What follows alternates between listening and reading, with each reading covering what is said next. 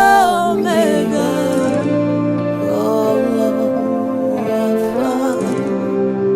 Alpha, Omega.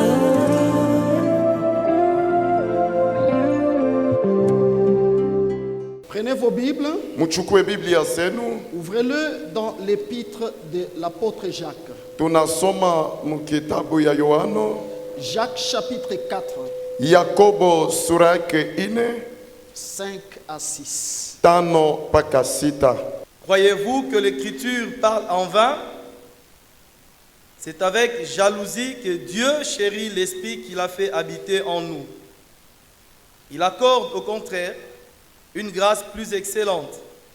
C'est pourquoi l'Écriture dit: Dieu résiste aux orgueilleux, mais il fait grâce aux humbles. Amen. Amen. Écoutez-moi mes bien-aimés. Munisikilize wapendwa. Ce matin, il y a un bon menu pour toi Asubuhi ya leo kuna chakula nzuri juu yako, sur la table du Seigneur. juu ya meza ya Bwana. Ce matin, il y a une guérison pour celui qui a la grâce de suivre ces messages. Asubuhi kuna uponyaji kwa mwenye kuwa na neema ya kufuata mjumbe hiyo. C'est une bénédiction que de se retrouver dans la présence de notre Dieu. Inakuwa mibaraka kujikuta muwepo ya wetu Mungu. Pas pour rien qu'il a dit Haina kwa bure, aliweza sema qu'il est doux, qu'il est agréable pour des frères de demeurer ensemble. inakuwa mzuri na mzuri zaidi kuwa ndugu kuketi pamoja, Car c'est là que le Seigneur, l'Éternel, envoie la bénédiction. kwa sababu ni pale wa milele Mungu anatuma mibaraka yake. Dieu n'envoie pas la bénédiction en dehors de sa maison. Mungu haleti mibaraka nje ya chumba yake, Il envoie la bénédiction anayatuma mibaraka lorsqu'on est tel qu'on est là. wakati tunakuwa hivyo tuko Et cette bénédiction, na ile inakuwa nous allons mibaraka, la récolter maintenant en dehors de sa maison. na hiyo tutaenda kuyavuna nje ya Et il chumba n'y a hiyo. pas que la bénédiction. Hakuna paka Il mibaraka, ajoute et dit, anaongeza na kusema et la vie pour l'éternité. na uzima juu ya milele. Tu as besoin de la vie éternelle. Unahitajiwa uzima wa milele, Tu as besoin de la vie pour l'éternité. unahitajiwa maisha juu ya milele. Prends cette parole au sérieux. Chukua hii neno na faida.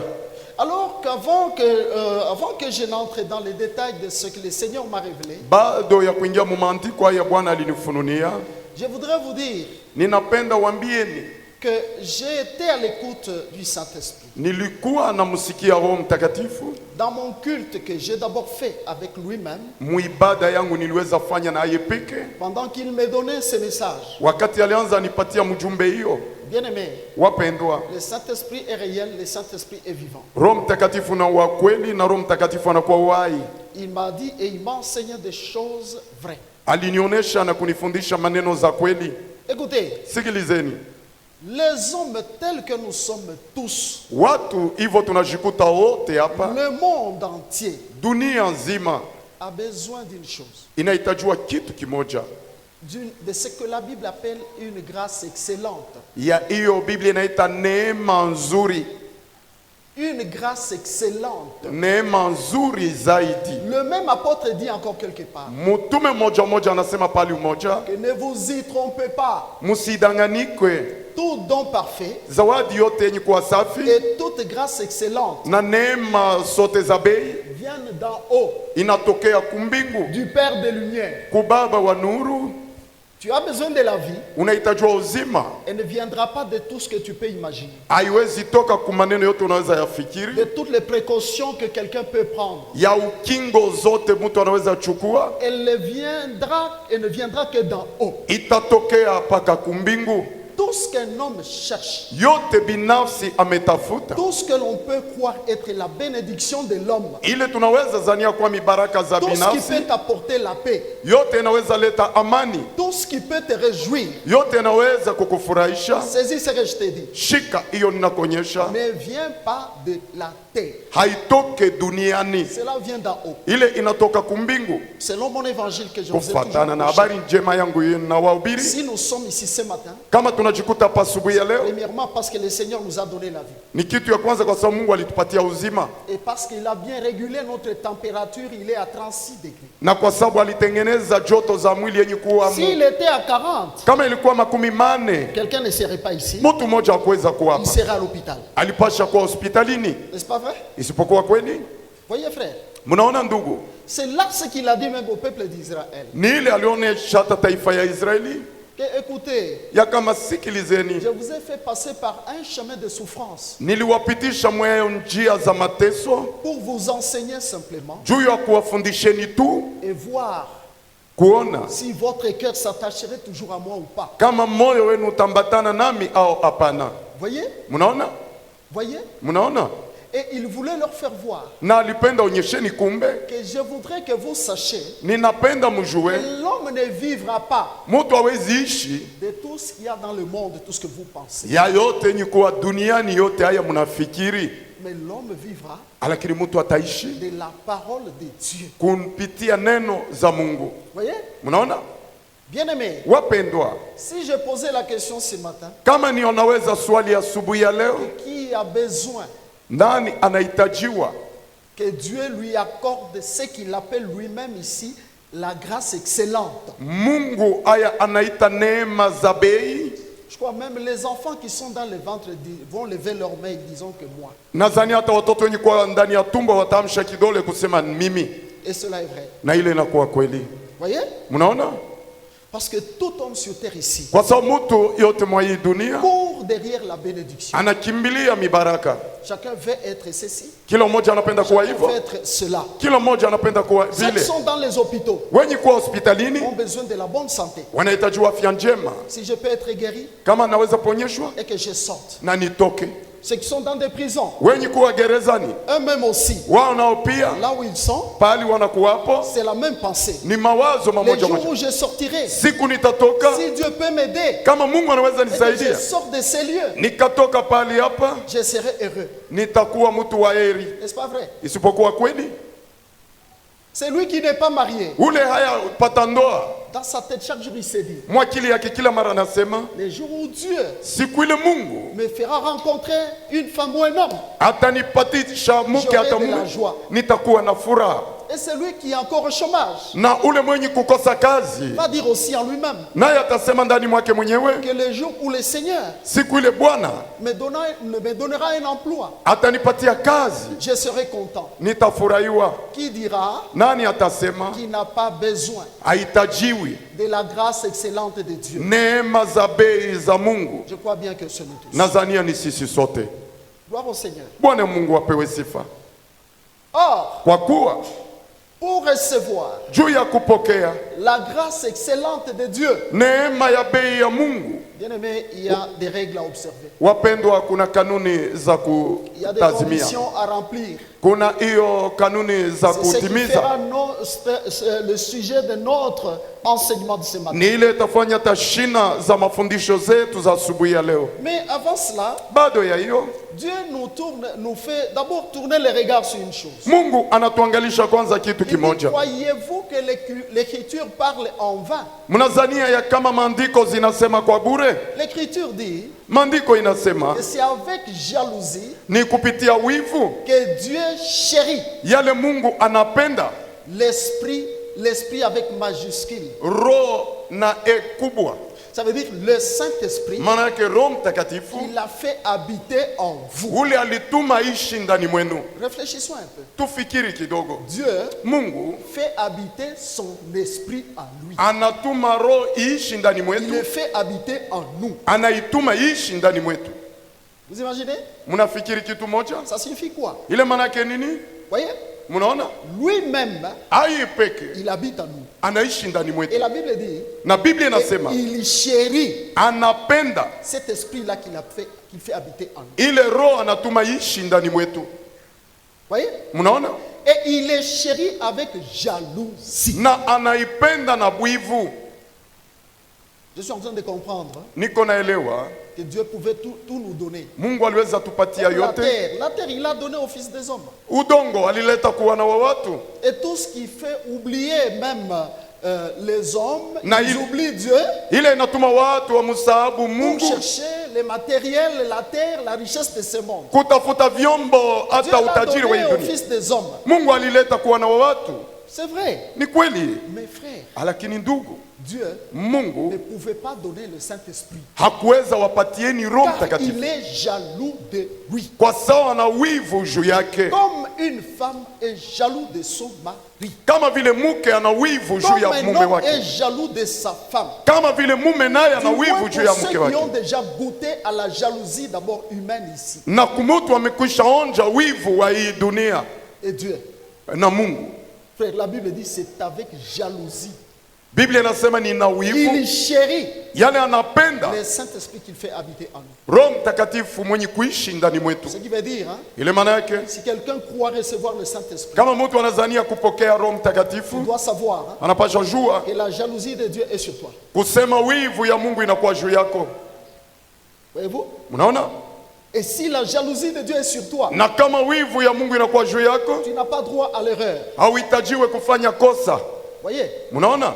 Et c'est alors que, Na ni pale kumbe après nous avoir présenté le Saint-Esprit qu'il chérit, kutonyesha ule Roho anamupenda, et la Bible dit, na Biblia inasema il accorde une grâce excellente. analeta neema ya mzuri Je zaidi. comprends que la grâce excellente dont Dieu parle, Neema mzuri ya Mungu c'est anazungumzia le Saint-Esprit ni Roho Mtakatifu qu'il nous a donné, ule qu'il alitupatia, fait habiter en nous. ule anatuma paka ishi ndani Savez-vous, mwetu. frère, Mnajua que ndugu, lorsque le Saint-Esprit est venu, wakati Roho Mtakatifu il alikuja, est venu avec toute la consolation. alikuwa na faraja zote, Toute consolation dont l'homme a besoin. faraja yote haya mtu anahitajiwa Et dans le Saint-Esprit, iko ndani ya Roho Mtakatifu.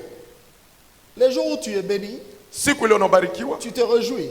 unafurahiwa, Crois que cela ne vient pas de toi. zania ya kama ile haitoki Cela kwako, vient jua ya kama de inatoka celui qui est en toi. kwa ule mwenye kuwa ndani mwako, Le Saint-Esprit de Dieu. Roho Mtakatifu wa Mungu. Et alors tout homme doit savoir, Na kila mtu anapasha jua c'est uniquement ni kwa wale tu que par le Saint-Esprit kupitia Roho Mtakatifu que je verrai la grâce excellente sur cette terre. ile nitaishi neema ya Bwana kwa utele. Raison pour laquelle je vous ai toujours dit, Ndio kwa maana nawaambieni kila mara apprenons à bien vivre avec le Saint-Esprit. tujifunze kuishi vizuri na Roho Mtakatifu, Maintenant, si nous regardons très bien notre vie, frère, tukaangalia vizuri maisha yetu ndugu, est-ce que nous pouvons dire eti tunaweza sema que la grâce excellente ya kama neema dont kubwa Dieu a déclaré qu'il accorde, yale Mungu alisema anayaleta, est-ce que Dieu me l'a déjà accordé ou pas? eti Mungu amekwisha nipatia hayo au hapana? Si tu as beaucoup d'argent, Kama una fedha mingi, je ne sais pas si tu crois que non, tu es dans la paix, kama unazania ya kama unakuwa katika parce que tu amani ne manques de rien.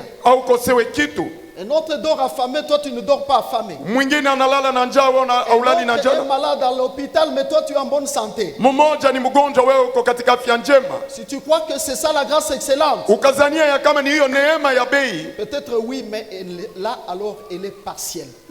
saa zingine kweli, lakini ile iko kwa ufupi Mais la tu. grâce excellente, frère, Lakini neema kwa utele ndugu, que Dieu nous a accordée, yale Mungu c'est la alitupatia présence du Saint-Esprit en nous. ni uwepo wa Car Roho lorsque Mtakatifu. le Saint-Esprit est en nous, Wakati Roho yuko lorsque ndani le mwetu, Saint-Esprit est là, wakati Roho Mtakatifu yupo, les épreuves viendront dans ma vie, majaribu itafika maishani le mwangu, Saint-Esprit les transformera. Roho Mtakatifu Au atayabadilisha, lieu qu'elles soient des épreuves, pahali ikuwe elle majaribu sera transformée en joie. itabadilika La maladie furaha. viendra, Na hiyo elle magonjwa trouvera le itakuja, Saint-Esprit, itakuta Roho il les Mtakatifu transformera en bonne santé. ataibadilisha mwafya Les njema, problèmes viendront, maneno yatakuja, trouveront le Saint-Esprit itakuta Roho et ils Mtakatifu transformeront ces problèmes en solutions. atabadilisha hayo mu majibu. Voyez-vous, frère, Mnaona ndugu, la question de notre consolation maneno ya faraja a été zetu réglée ilipewa jibu depuis que le Saint-Esprit est venu. mpaka wakati Roho Mtakatifu Nous alikuja. devons jouir Tunapasha de furahiwa cette parole que nous venons de lire, hii neno tunatoka kusomeni, de cette parole dont Dieu a dit na hiyo neno Mungu qu'il alisema accorde la grâce excellente. analeta neema za bei. Même quand tu marches, Hata wakati tu umetembea rencontres unakutana un obstacle, tu kizuizo n'as pas à craindre, pale, hawezi car ogopa tu dois savoir kwa sababu unapasha que jua l'obstacle est là, kizuizo yupo, mais cet obstacle lakini mbele ya n'est hiyo pas plus kizuizo fort que le Saint-Esprit. na Roho Mtakatifu Et ataleta je dois jibu. traverser cet obstacle. Naweza tambuka hiyo kizuio Lorsque je rencontre, wakati je ne nakutana sais pas moi, des difficultés, magumu un maishani, problème qui dépasse la tête, maneno yenye kupita mais akili, tant que le Saint-Esprit est là, wakati Roho je yupo, sais que la grâce excellente est là. najua ya Je kama dois neema traverser. yupo. Je dois passer. Napasha pita. Voyez, Mnaona Maintenant, frère, Sasa si ndugu, nous regardons très bien notre vie tukaangalia vizuri maisha par yetu rapport à cette bonne parole, kufatana na hii neno nzuri,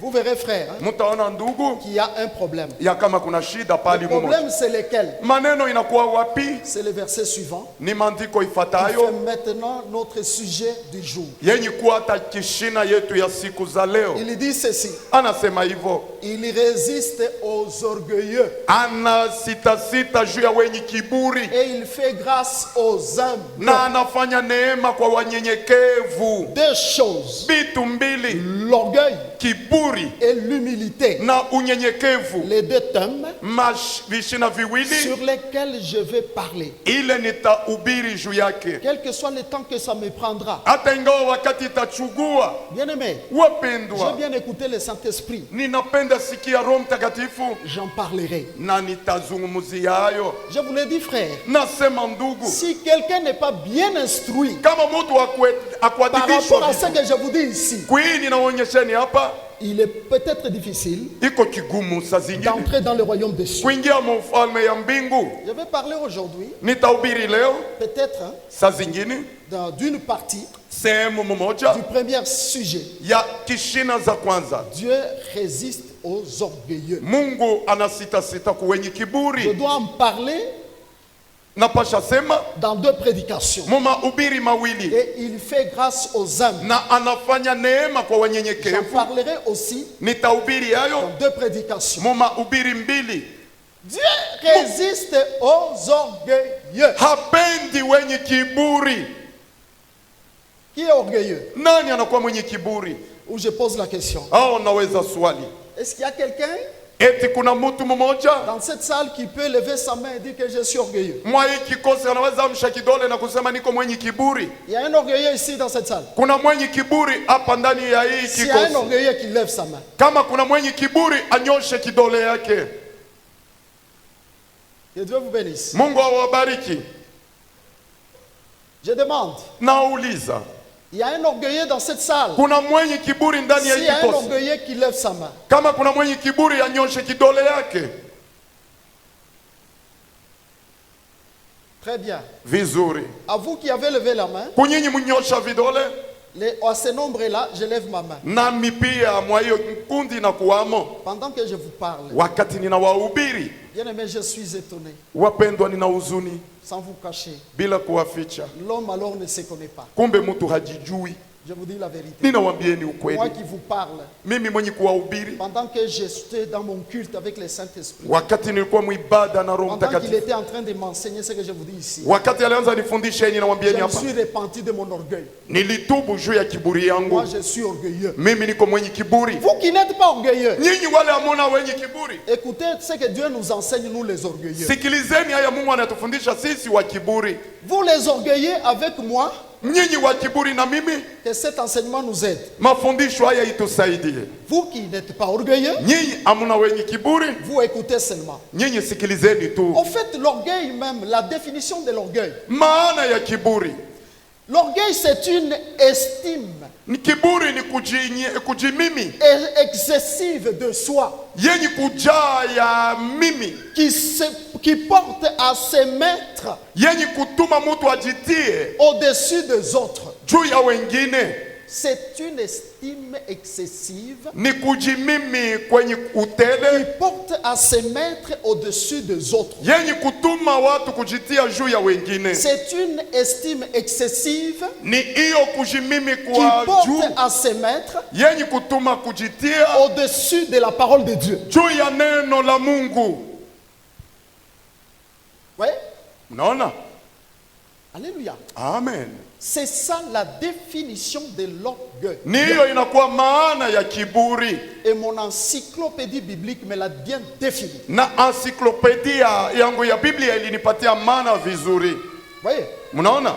Or, Kwa kuwa là où il y a l'orgueil, pale kuna kiburi, il y a la résistance de Dieu. Mungu hawezi tenda. Il suffit qu'il y ait de l'orgueil dans un homme, Inabidi kuwe kiburi ndani ya binafsi, qu'il soit petit, iwe ndogo, qu'il ait ne fût un degré seulement d'orgueil, awe na kimo ndogo tu ya kiburi, cette personne rencontrera la résistance de Dieu. ule mutu atakuta kusitasita Et kwa c'est Mungu. cette résistance Na ni hiyo qui kukata fait que yenye kufanya le mpaka Dieu d'amour, Mungu wa mapendo qui nous aime comme des fils et des filles, mwenye kutupenda kama mabinti na watoto puisse apate parfois kwa wakati nous priver de certaines choses. kutukatalia bitu ingine Parfois, kwa wakati. j'entends beaucoup de langages. Nasikia misemo mingi, J'ai beaucoup prié, je n'ai rien vu. niliomba mingi, sikuona kitu. En tout cas, je crois que je suis fatigué. Hakika naona ya kama J'ai nimechoka. reçu une sœur qui me dit, Na nisikia mtu mmoja en kunionyesha, tout cas, bon pasteur, je ne prie pas comme avant. ndio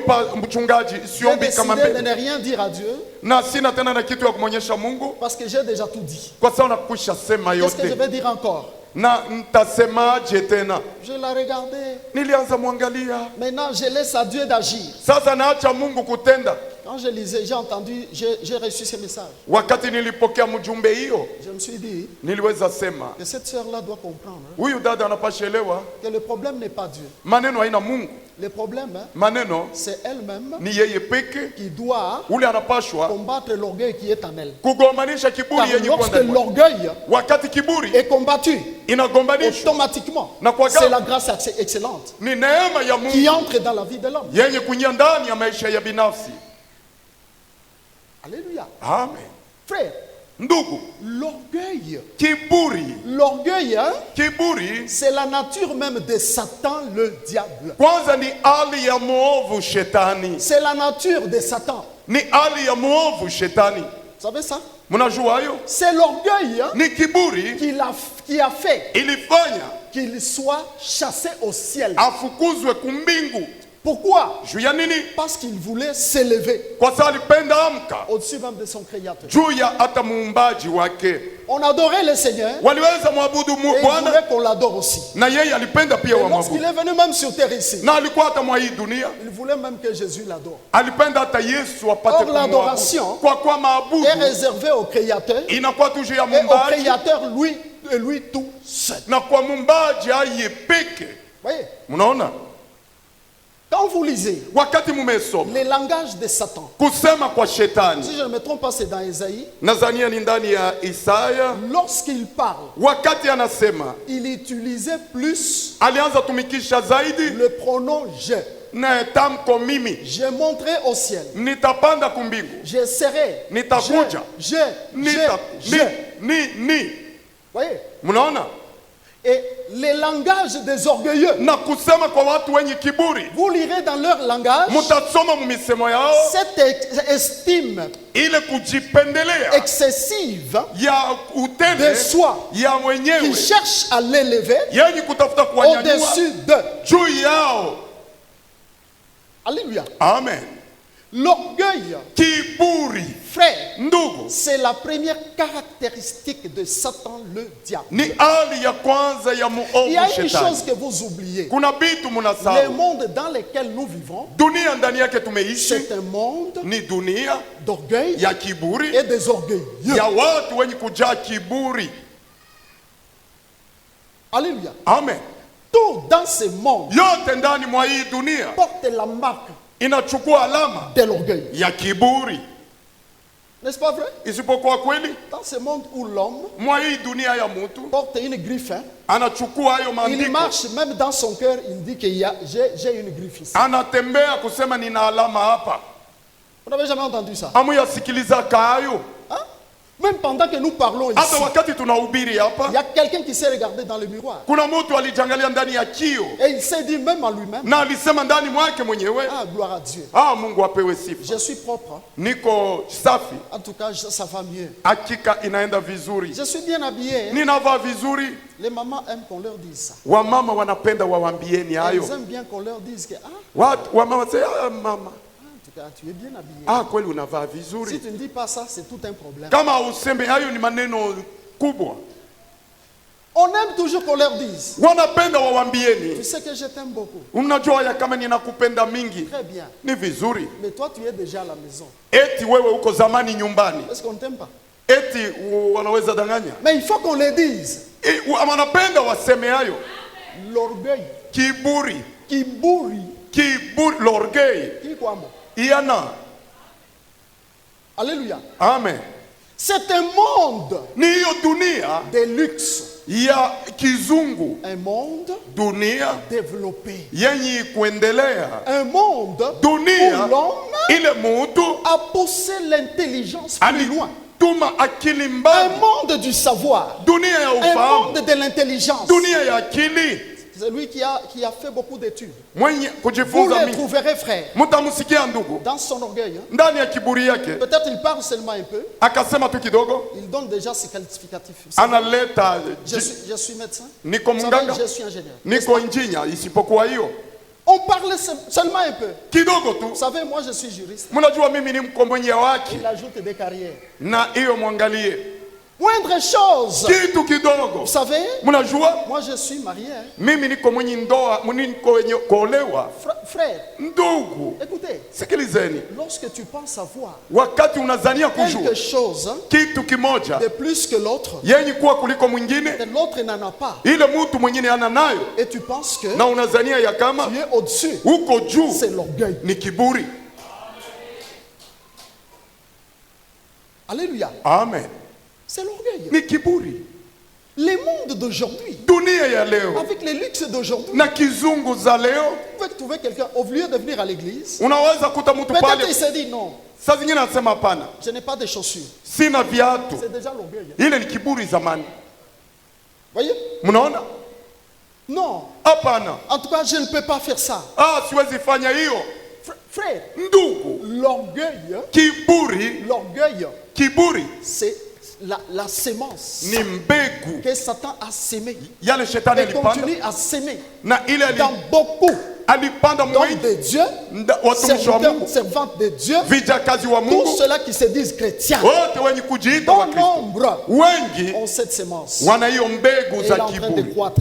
na ile iko na Je vous koma. avais dit, frère, Niliwaambieni que ndugu le diable hein, ya kama mwovu est vraiment, comment je vais dire, rapide yuko haraka pour s'aimer. juu ya Dès kupanda, qu'il a sémé na amekwisha et panda, qu'il sait que ma sémence est là, na anajua ya kama mbegu zangu yuko, il ne sera pas hâte à récolter. hata kuwa haraka kuvuna. Or, Kwa kuwa si la Bible nous dit très clairement kama Biblia inasema que waziwazi Dieu ya kama Mungu résiste aux orgueils, hapendi wenye kiburi, pourquoi ne pas regarder bona kwacha kuangalia à mon orgueil kukiburi yangu? tout celui qui sent une résistance Yeyote mwenye kuona ya kama Mungu amujibie dans sa vie, mu maisha yake, qu'il se demande ajiulize, est-ce qu'il n'a pas d'orgueil? eti hana mwenye kiburi? Voyez? Munaona? Alléluia. Amen. Si je pouvais vous donner beaucoup d'exemples Kama niliweza wapatia ni mifano mingi des orgueilleux ya wenye kiburi, que je connais dans la Bible. wale watu nawajua. Je prends l'exemple d'Ève. Nachukua mfano ya Hawa. Ève, Hawa tous vous savez hein, wote mnajua que c'était une créature merveilleuse. ilikuwa kiumbe kizuri zaidi. Son mari l'a vanté, n'est-ce pas? Mume wake alimutapa, sivyo? L'os de mes os, Oh, mifupa La chair de ma chair, etc. mwili wa mwili yangu naifuatayo. elle avait été instruite Alifundishiwa par son mari, kupitia mume wake, qui était instruit aussi par Dieu, naye alifundishiwa na Mungu. qu'il devait garder Alipaswa chunga le principe de Dieu. maagizo za Mungu. Il ne devait pas manger à un arbre qui était planté dans les jardins de Dieu. Hakuwezi kula kumuti ilipandwa ndani ya shamba la Edeni. Voyez? Mnaona? Et elle était fidèle. Na yeye Mais aliweza, les jours où Satan est venu, siku shetani alikuja il lui dit ceci. akamonyesha hivyo, Ève, Hawa, Dieu vous a-t-il réellement dit que vous n'allez pas manger là-bas? hakika Mungu alisema amwezi kula pale? Il dit si.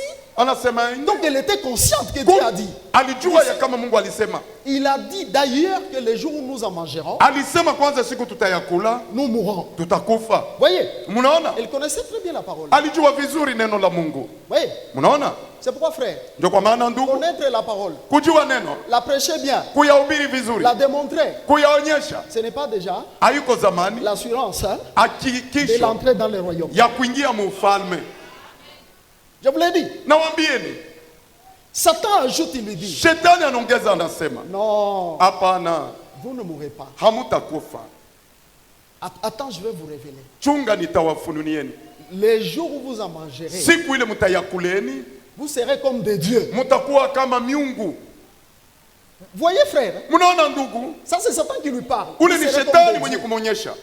La Bible dit, Biblia inasema la femme vit mke que akaona l'arbre était bon et Yaka- agréable à manger. muti ilikuwa mzuri kuyakula, Elle fait quoi? akafanya Elle nini? prend, elle mange Akachukua na kula, et elle l'en donna aussi à son mari qui est à côté d'elle. akapatia pia mume alikuwa pembeni yake. Qu'est-ce qui a poussé Ève Nini nilimtuma Hawa de tomber? kuanguka?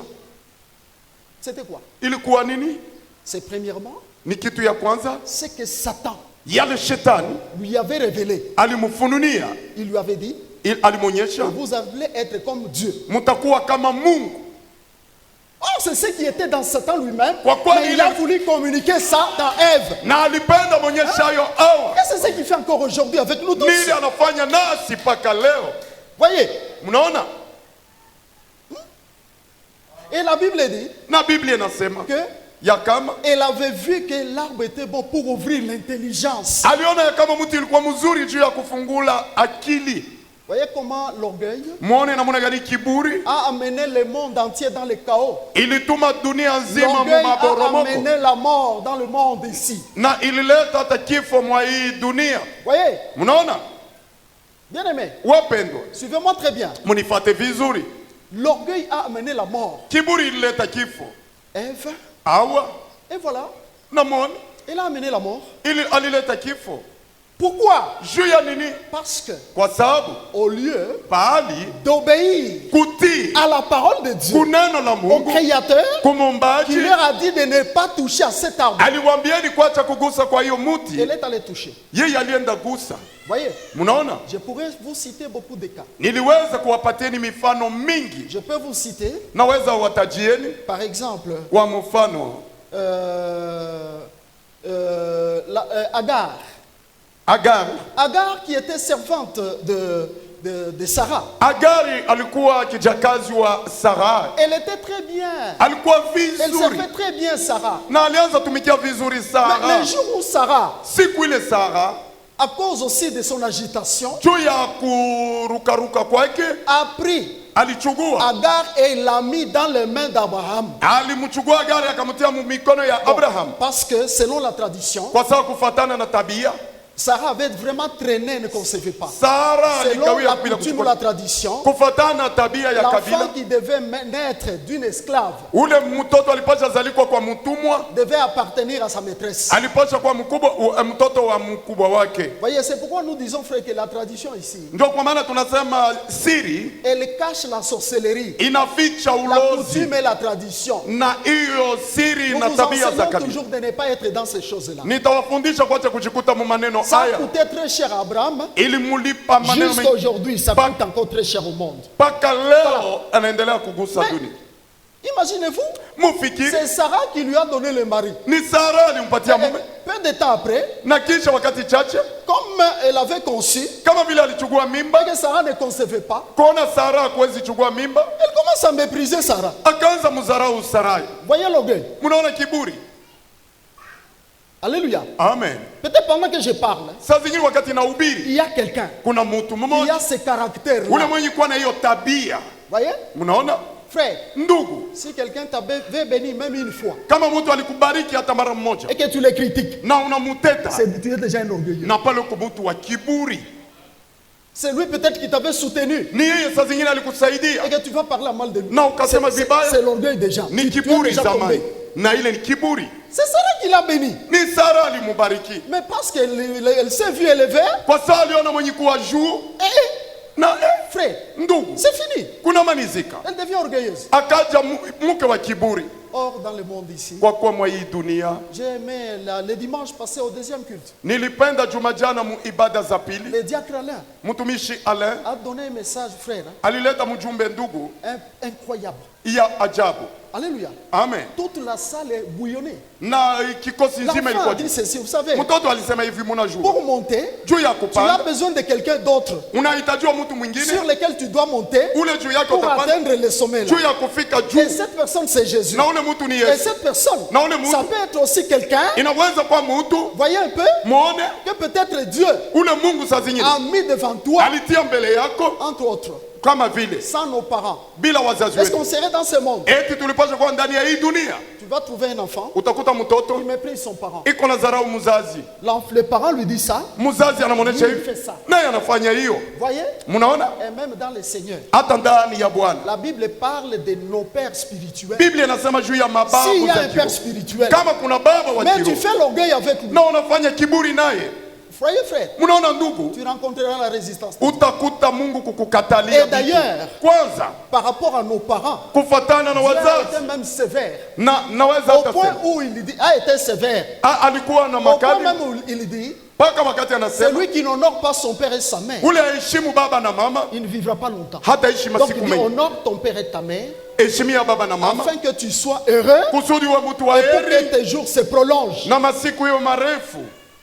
Les parents spirituels, Wazazi wa kiroho, les parents biologiques, wazazi wa il mwili faut les honorer. inapasha Même kuwaheshimia, s'ils ont un caractère difficile, hata kama weko na tabia mgumu, même s'ils sont méchants, hata kama weko waovu, même s'ils sont magiciens ou hata kama ni occultistes. wachawi na mugiza.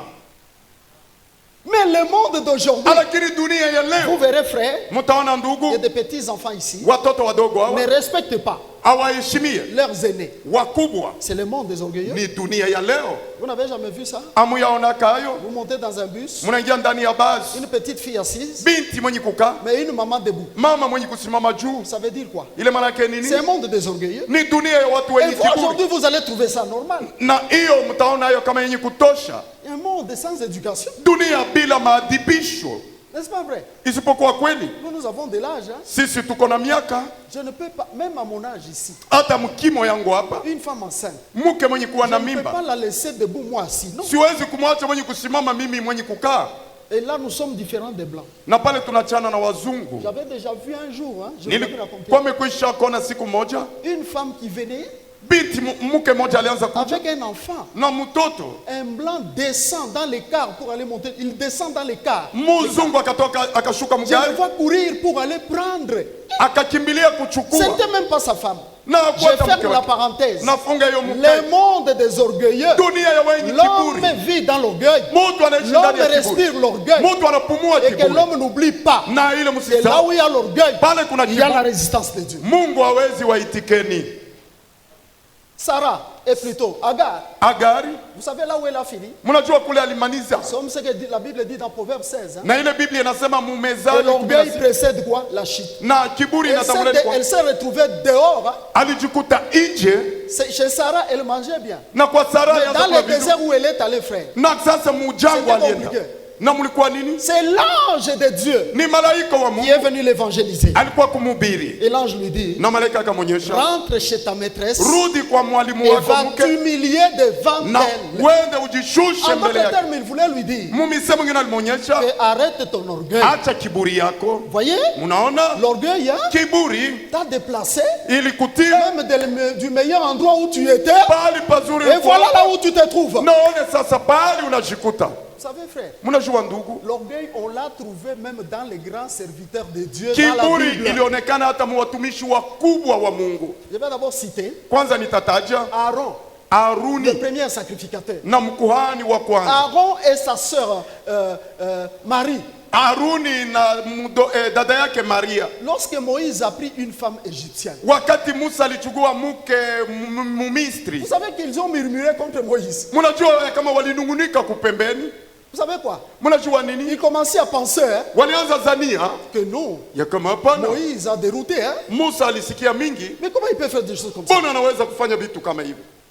Je sais pas, je suppose que c'est peut-être Marie qui avait commencé. Saa zingine ni Maria alianza. Tu vois un peu notre frère. Unaona mkubwa wetu hapa, Hein?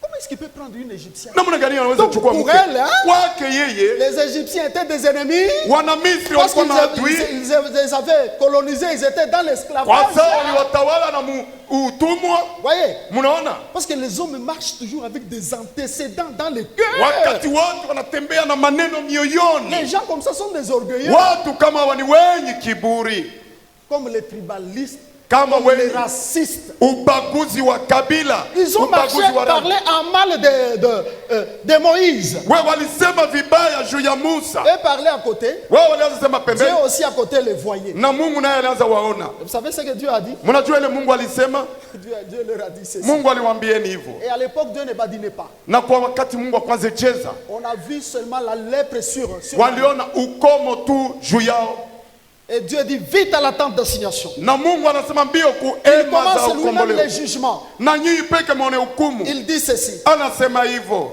Vous avez parlé en mal contre mon serviteur. mulisema vibaya juu ya mtumishi wangu. Voyez frère, Mnaona ndugu, ne parlez pas mal contre les serviteurs de Dieu. musiseme vibaya juu ya Si quelqu'un watumishi wa parle, Mungu. il a l'orgueil. Kama mtu akasema yuko na kiburi, D'abord, pourquoi vous ne dites pas amen? mbona hamuseme amina? Alléluia. Amen. Bon, je vous ai dit, Niliwaambieni il y a eu que quelques doigts des orgueilleux quand j'ai demandé, nous les orgueilleux. na kulikuwa ni vidole tu kidogo ya wenye kiburi, siku yetu sisi wenye kiburi. C'est pourquoi alors vous ne dites pas amen. Nous les orgueilleux et mes amis orgueilleux, suivons-nous. Sisi wa kiburi na marafiki wa Je ne sais kiburi. pas, Moussé aussi, tu es aussi orgueilleux. Orgueilleux papa. Alléluia. Amen. Bien-aimés, je Wapendwa, vous enseigne, je ne blague pas. na wafundisheni sichezi. Si je vous dis que je me suis repenti, j'étais à genoux quand j'ai prié, le Saint-Esprit m'enseignait. Kama Moi, je ne niliwaambia mens pas. ya kama nilitubu Je me wakati suis nilianza, retrouvé orgueilleux. Mais nilisema un véritable orgueilleux na wa ne kiburi wa va kweli pas accepter cet enseignement. hawezi itika Il va mafundisho toujours haya, se donner raison, il va dire. atajipatia sheria kusema En tout cas, moi, ça, mimi yo, c'est quel enseignement? hii ni mafundisho Vous gani? savez, c'est un enseignement d'un niveau. Ni mafundisho ya Vous hatua. savez, nous les ceci, nous, Munajua par sisi exemple, hawa wa dokta, l'orgueil. ile kiburi. Alléluia. Amen. Voyez, Mnaona Sarah, Sarah, excusez-moi, Aaron Aruni et Myriam na Miriam en ont eu pour leur compte. walilipa juu ya hiyo. Voyez, Mnaona, je peux citer Corée, naweza taja Korea, Dathan et Abiram. Datamu na Abiramu, Lorsqu'ils ont vu, wakati waliona quelque part, pahali mmoja que le peuple les écoutait, ya kama taifa ilianza ils wasikieni, étaient comme on est là à l'église, frère. ilikuwa kama hivi tuko kanisani C'est ndugu, comme tel on est là. na kama vile mnakuwa Tu peux pale, voir que non, en tout cas. unaona kusema hapana, Le peuple t'écoute. taifa Tu peux sentir inakusikiliza. que non. Quand tu fais quelque chose, les gens t'acclament. Unafanya kitu watu Quelqu'un peut wanakushangilia, venir même t'encourager, il te dit, ah, mtu atakutilia hata moyo. non, non, non. Hapana, hapana. Depuis que je suis à l'âge, Tangu niko kwako je n'ai jamais entendu un serviteur prêcher comme ça. si asikiaka mtumishi kuhubiri kama wewe, Tu te dis même, na pale unasema frère, Non. tu as entendu quand il parlait. mulisikia ushuhuda. Frère, ça c'est Ndio, l'orgueil. ile ni kiburi. Alléluia. Amen. Dathan, Corée, Datani na Korea ils ont vu Moïse waliona Musa. dire, Na ce Kora. n'est pas seulement par vous que Dieu parle. Hayuko paka kwenu Nous nyinyi, Mungu l'écoutons, il anasema. parle aussi par nous. Na anasema pia ndani mwetu. Non, les gens sont fatigués de vos histoires. là. Watu Frère, wanachoka na yenu mahubiri. Dieu est un Dieu d'ordre. Mungu ni Mungu wa matengenezo. Dieu est un Dieu d'ordre. Mungu ni Mungu wa matengenezo. C'est lui qui avait établi Moïse. Ni yeye alitia Musa. Frère, Ndugu, Dieu a dit à Moïse, Mungu alimwonyesha Musa, laisse-moi, tu vas voir ce que je vais faire avec ces gens. acha one nitafanya nini na hawa watu. Il a ouvert la terre. Alifungua udongo Ils sont tombés là-dedans. na waliingia Et ndani, Dieu a refermé la na terre. udongo Mungu C'est la akaifunga. parole de Dieu. Ni neno la Mungu C'est la vérité. na ni ukweli. Tout celui qui s'élève Yeyote mwenye kuamka sera abaissé. atashushwa. Un orgueilleux, Mtu wa kiburi même si aujourd'hui, hata kama il leo a la gloire, ana il a utukufu, la puissance, ana uwezo, même si aujourd'hui, hata kama on leo l'admire, on l'acclame, wanamshangilia na notez kumshanga quelque chose, nda, lakini kitu Sa kimoja, fin mwisho yake est une grande chute. atanguka kwa nguvu. Alléluia. Amen. Et alors, Na pale kumbe, ce n'est pas tout. aina Vous yote. savez, dans la Bible, Unajua il ndani y a ya beaucoup de Biblia personnages bibliques. Hein? kuna watu wengi ndani ya Biblia. Achitophel Achitofeli, ou Akitophel. Achitofeli, Cet homme-là dans la Bible, frère, huyu mtu ndani ya Biblia lorsqu'il lui donnait un conseil, wakati alianza leta la Bible shauri, dit c'est comme si c'est Dieu lui-même qui a parlé. Biblia inasema ni kama Mungu ayepeke aliweza sema. Ses conseils ne tapaient jamais à côté. Mashauri yake haikukuwa pembeni. Achitophel te conseille. Achitofeli Ce que tu akakushauri fais là va réussir. ile utafanya Et itaweza, c'était un grand conseiller du roi. na alikuwa mshauri mkubwa wa mfalme. Alléluia. Amen. Vous savez, frère, Mnajua ndugu, un jour il donne les conseils. siku moja akaleta shauri, On contredit ces conseils. wakakataa ile Il dit mashauri, non, non, cette fois-ci, wakasema mara hiyo ton conseil n'est pas bon. mashauri yako haiko Vous mema. savez qu'il est allé se pendre. Mnajua ya kama alienda jitunjika, Il s'est pendu pourquoi? alijitungika juu ya nini? Parce que quand il marchait, Wakati alianza tembea, il disait alianza sema que non, qui d'autre encore ici à nani ataleta shauri tena Le hapa? roi n'écoute que moi. Mfalme ananisikia mpaka C'est mimi. moi quand je conseille, oui. Wakati mimi C'est vrai, il avait un don. kweli alikuwa na zawadi, Mais il a pris, frère, hein, lakini alichukua ces dons-là, ile zawadi il a mis ça en bas alitia et chini, lui-même, hein, yeye il peke s'est mis au-dessus du don. alijitia juu ya C'est zawadi. ça, Ni les ile grands signes des orgueilleux. alama kubwa ya wenye Achitophel kiburi, est tombé. na mwisho Il s'est alianguka. tué lui-même. Alijua yeye peke. Même le roi David, Hata mfalme vous Daudi, savez qu'il est passé par l'orgueil. mnajua ya kama alipitia njia ya kiburi. Hein? Un jour, Dieu l'appelle. Siku moja Mungu Il dit akamwita, fais le dénombrement du peuple. hesabia taifa. Il fait le dénombrement. Akahesabia Très bien. vizuri. À un moment donné, Kwa wakati mmoja il s'élève lui-même. akamka yeye peke, Il envoie Joab. akatuma Il Yoabu, dit va faire le dénombrement. wende Sans uhesabie, que Dieu ne lui dise de le faire. bila Mungu kumwomba kufanya Vous hayo. savez ce que cela a coûté? Mnajua ile Il y a eu alilipa des milliers de gens qui sont morts juu ya watu à wengi cause walikufa, de l'orgueil de David. juu ya kiburi ya Daudi. Pourquoi? Juu ya nini? Parce qu'il a fait ce que Dieu ne lui a pas demandé de faire. Alifanya ile Mungu akumwombeni kufanya. Si tu as l'orgueil, Kama uko na tu kiburi, peux faire tuer les gens. unaweza uisha watu À cause de l'orgueil, juu ya kiburi. Kiburi caché dans le cœur. yenye kufichwa ndani ya moyo. L'orgueil, c'est comme un ivrogne. Kiburi ni kama mulevi. Un ivrogne, frère, Mulevi il ndugu peut même tomber et se relève. anaweza Viens tanguka lui dire ceci. na mwanga kama Tu ni es ivre. uko mwenye Il kulewa. n'acceptera pas. Hata Il va iti- te dire, moi, Mimi moi, je ne suis pas ivre. Moi. mwenye kulewa. C'est ça l'orgueil, Ni ile frère. anakuwa kiburi. Et c'est même à la sortie. Na muone Dis hata à quelqu'un, en tout cas, frère, kusema cet tu enseignement, hii on a mafundisho senti que non, non. hii unaona ya Toi kama aussi, il faut que tu arrêtes un peu l'orgueil. nawe simamisha Tu kidogo vas kidogo. voir, peut-être, hein, Utaona sur sasa les champs, kama pale vous pale allez vous battre ici. mtagombana hapa. Alléluia. Amen. Alors que le Saint-Esprit m'enseigne. Na kwa roho, wakati Roho Je alinifundisha, répète la parole qu'il m'a dit. narudilia neno Il alisema, dit ceci. akasema hivyo. Tu sais que Unajua ya la kama parole de Dieu dit, par exemple, neno la Mungu inasema kwa mfano, pardonnez-vous, frères, les uns les autres. muwahurumie ndugu, mjihurumie ndugu Si wamoja na quelqu'un wengine.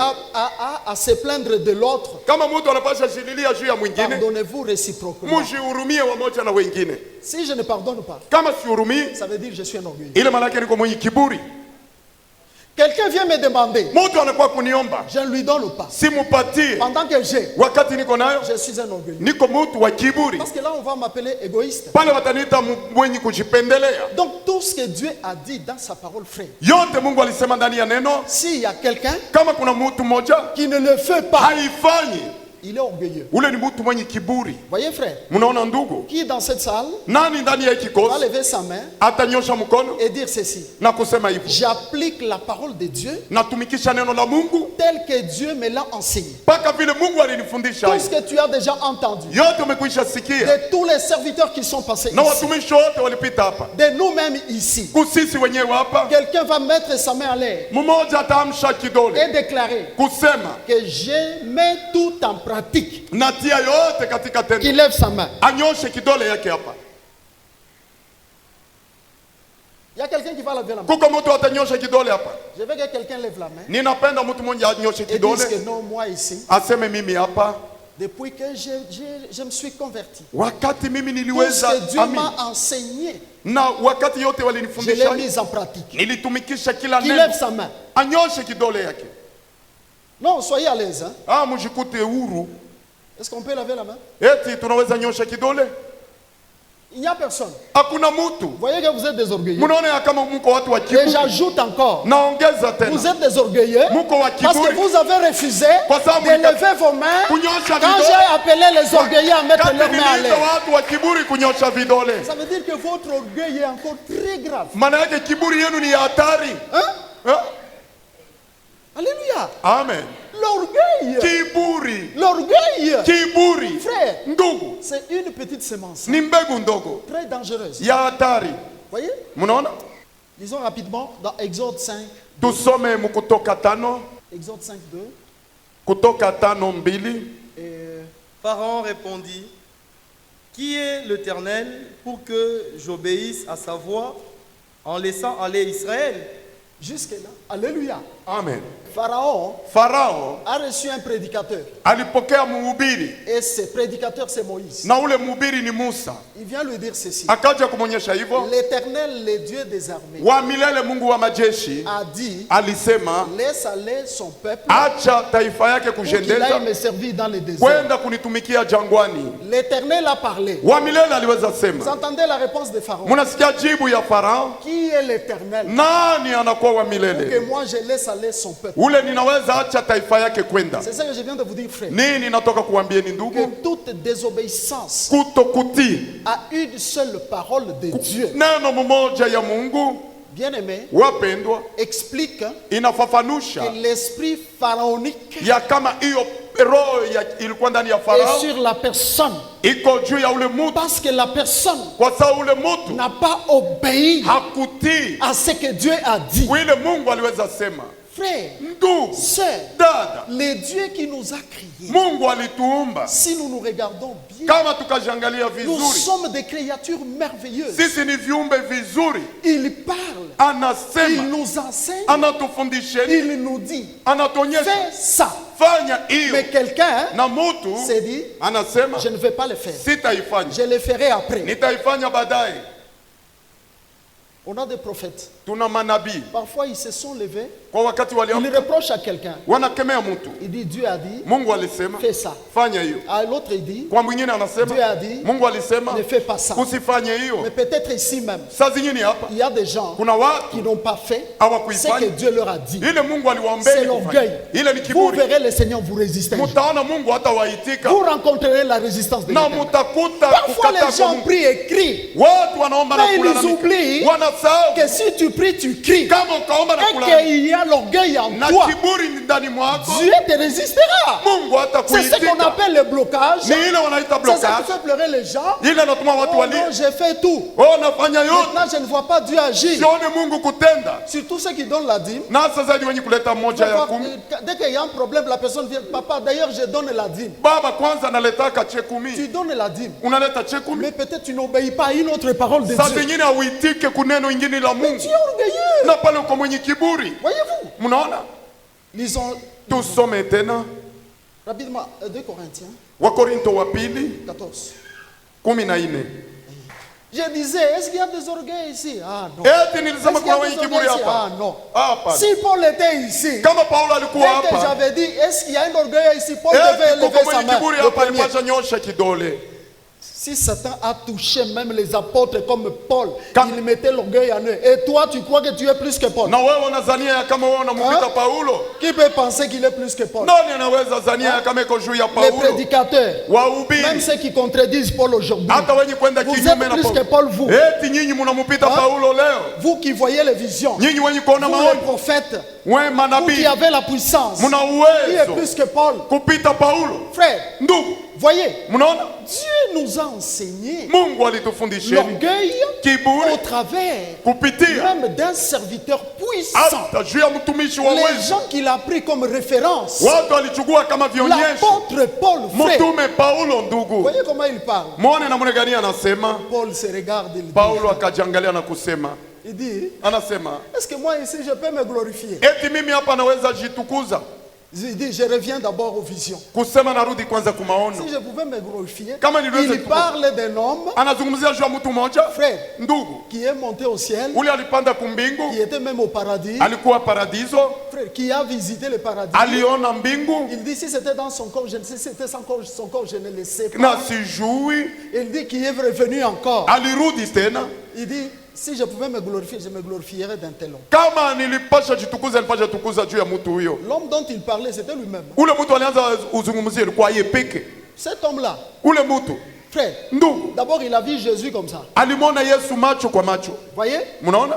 Et ensuite, Na kisha Paul est allé même dans le paradis. Paulo alipanda hata kumbingu Et il descend, na akashuka, il commence à prêcher. akaanza ubiri. Personne ne peut s'égaler à lui. Hakuna mtu anaweza Et kujipima personne ne naye, peut contredire ses écrits. na hakuna mtu anaweza kataa Et maandiko personne ne zake, peut prendre d'autres interprétations. Na Comme mtu la mwingine parole de hawezi Dieu dit kuchukua kufafanusha que la kwingine, parole de Dieu ne peut pas être l'objet d'une interprétation quelconque. na neno la Mungu haiwezi kuwa neno la mabishano Que fulani. Dieu bénisse Mungu ceux awabariki qui transmettent cette parole fidèlement comme Paul l'a transmise. wenye kuleta neno vile Paulo aliileta. Voyez. Alors, voyez frère, Muone ndugu, j'ai voulu souligner une chose. nilipenda tia mkato juu ya kitu kimoja. Il dit ceci. Anasema hivyo, Afin que personne n'ait à mon sujet une opinion spirituelle supérieure à ce qu'il voit en moi ou à ce qu'il entend de moi. Ah. mtu asiwe na mawazo yengine kwa ile anaona ndani yangu na kusikia ndani mwangu. Paul ne voulait pas Paulo hakuwezi penda que quelqu'un mtu mmoja voie une opinion spirituelle supérieure aone hatua moja ya kiroho sur lui. juu yake yeye C'est Paulo. quelqu'un qui ne voulait pas la Ni supériorité. mtu akupenda kujipandisha. Voyez, Mnaona? il ne voulait pas. Hakupendi. Quelqu'un vient et dit, ah non, non, Mtu Paul, anakwaza, wewe hapana. Jamais. Hapana. jamais. Si aonaka. Tu prêches comme ça. Unahubiri Paul, hivyo. jamais. Toi, Wewe. tu as vu même Jésus. Na ulimwona hata Yesu. Frère, Ndugu, mais quand tu vois ce qui se passe wakati aux unaona yeux hili des hommes kupita dans l'église de Dieu aujourd'hui, mukanisa ya Mungu leo l'église Na est kanisa. pleine des orgueilleux, yenye kujaa les wenye kiburi serviteurs orgueilleux, na wenye peke frère, les kiburi, apôtres orgueilleux. mitume wa kiburi. Mais Paul, Una lakini Paulo il ne voulait pas que quelqu'un puisse avoir une autre opinion, une opinion supérieure hakupenda mtu de ce apate qu'il kumupandisha voyait juu. et entendait de Kweli lui. aliweza sikia na kuona juu yake, Que quelqu'un dise que Dieu me délivre na mtu asema Mungu anifungue de tout désir kuile d'être kupenda apprécié par les ya hommes, par tout le kupikili monde. kushangiliwa na watu. Que Dieu nous délivre d'un désir Mungu anifungue juu ya d'être loué, kupenda d'être élevé. ya kushangiliwa. Voyez frère, Munaona ndugu, même nous, hata sisi un berger, mchungaji, donc par exemple je sors du culte, kwa mfano natoka mwibada, on prend la mallette, on amène à l'église. wanachukulia sakosi Papa va wanaleta se reposer d'abord, papa se repose. na baba Frère, kwanza ikae, or, kwa kuwa le berger, mchungaji sa place, faa pale c'est au milieu du troupeau. Ni Est-ce katikati ya- que vous ne me voyez pas? Eti ya huyo. Après les cultes, hein, Katikati ya je suis ibada. là-bas aussi, Niko on nami se pale, salue. nasalimia. Je ne te vois pas, toi. na Tu es où? ulikuwa wapi? Sikuone. L'orgueil et les orgueilleux. Kiburi na wenye kiburi, Non, non, non, attention, il doit bien marcher.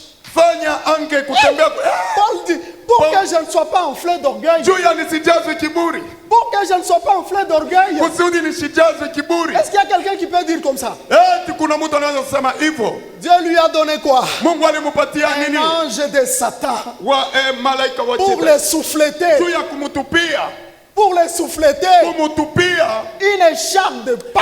ile mwiba ndani mwake. Frère, Ndugu, l'esprit m'a enseigné. na roho alinifundisha, Tu es un enfant de Dieu, uko mtoto wa Mungu converti, na mwenye tu crains kubadilika, Dieu. unaogopa Peut-être Mungu. tu as une maladie en toi. Wakati Mungu anatia Dieu est en magonjwa, train de briser ton orgueil iko navunja par cette kiburi maladie-là. juu ya ile magonjwa. Enfant de Dieu, Mtoto wa Mungu, toujours tu pleures même. Kila Seigneur, wakati- j'ai fait tout. Bwana Pourquoi anafanya je suis encore comme ça? mbona niko hivyo? Il y a l'orgueil en Kwa toi. kiburi Mungu iko Dieu navunja, t'appelle hein, na Mungu anakuita à lui. na kwake yeye. Donc frère, ce que nous appelons le blocage, Ile tunaita nous kujifunga, appelons la résistance. ile kujifunga Ce n'est autre hein, inakuwa tu que le message qui veut dire mjumbe yenye que kusema Dieu te résiste. Mungu Il y a anakukatalia. l'orgueil en toi. Kuna kiburi ndani Il y a mwako, l'orgueil. kuna kiburi. Dieu a dit à beaucoup de gens, Mungu alisema Dieu kwa t'a déjà guéri. Mungu amekwisha Tu kubariki. te rends compte que tu n'es pas guéri. Mbona Dieu akubariki? t'a déjà donné Mungu ceci. amekwisha Tu kupatia. te rends compte que la chose n'est Utaona pas kama là. kitu La haifiki. chose est déjà là. Kitu iko kwa zamani. La résistance Ile qui kuikawia. fait que la chose Ya kufanya ne soit pas visible, c'est quoi? Il s'en C'est est- encore l'orgueil qui est en toi. Ni kiburi iko Il faut ndani que mwako. l'orgueil soit brisé Kukuzua et kiburi automatiquement kuvunjike, tu verras la upokee chose hein, upokee se kitu. manifester dans ta vie. Ionekane L'orgueil, hivyo. Ni c'est le kiburi. blocage. Ni kiburi Paul inafunga. lui-même, frère, Paulo un aipe. serviteur de cette trempe, Mtumishi wa hii il dit hatua. pour que je ne sois pas enflé d'orgueil. Kusudi Donc, nisijazwe na c'était kiburi. son plus grand combat. Ilikuwa vita yake kubwa. Pour son plus grand combat. Juu ya Pourquoi vita là? yake kubwa. Son plus grand combat. Na vita yake Bien kubwa. aimé, le Wapendwa. combat de Paul Vita ya Paulo avec Dieu. na Mungu. Dans les rings de Paul avec Dieu. Hiyo vita na C'était Mungu. quoi? Ilikuwa ni nini? L'orgueil. Kiburi. L'orgueil. Kiburi. Finalement, Dieu dit, Mungu akasema, un démon là, il dit, bon, viens, entre en lui. Ingia ndani mwako. Pour que Paul hein, Kusudi ne soit Paulo pas enflé d'orgueil. na asipe C'est pourquoi kiburi. il a fait un ministère puissant. No, kwa maana alikuwa C'est na pourquoi il a huduma fait ya un ministère glorieux. na ile ya utukufu. Voyez. Mnaona? Jacob lui-même, Yakobo qui est entré dans le pays de promesse, alitoka mwiti ya Jacob Moabu. est entré bien marchant. Yakobo alitembea Dieu vizuri. l'a brisé. Mungu alimvunja. Et il a commencé à marcher en Na boitant. akaanza kutembea Les kuvuka. brisements là, Ile c'était kuvunjika. l'orgueil qui était Ilikuwa en lui. kiburi, ilikuwa Bien ndani aimé. mwake. Si vous refusez les brisements, Kakataa vous kuvunjika. êtes orgueilleux. Muko watu wa kiburi. Les orgueilleux Watu wa n'aiment kiburi. pas les conseils, Hawapendi n'aiment pas shauri. les reproches. Hawapendi Ils wakemee. n'aiment pas. Si Hawapendi. tu vois quelqu'un qui n'aime pas ça, Kama mtu c'est un hapendi. orgueilleux. Mtu wa kiburi. On les reproche, Wanamkemea. il se fâche. Ana- Allez, kasirika. c'est fini, je ne fais Ah, pas. kuna manini. Allez, c'est fini, je Oh, fais kuna ça. malizika anafanya Frère. hivi. Ndugu, L'orgueil kiburi précède la chute. itatuma Le kuanguka. temps me manque. Wakati Je inanikosa. continue prochainement. Naendelea Dieu juma m'a kesho. dit, Mungu annonce alionyesha. ça Tangaza pour que hayo. mon église soit guérie, Kanisa pour que mes ibarikiwe. enfants soient guéris. Mungu awabariki. Au nom de Jésus.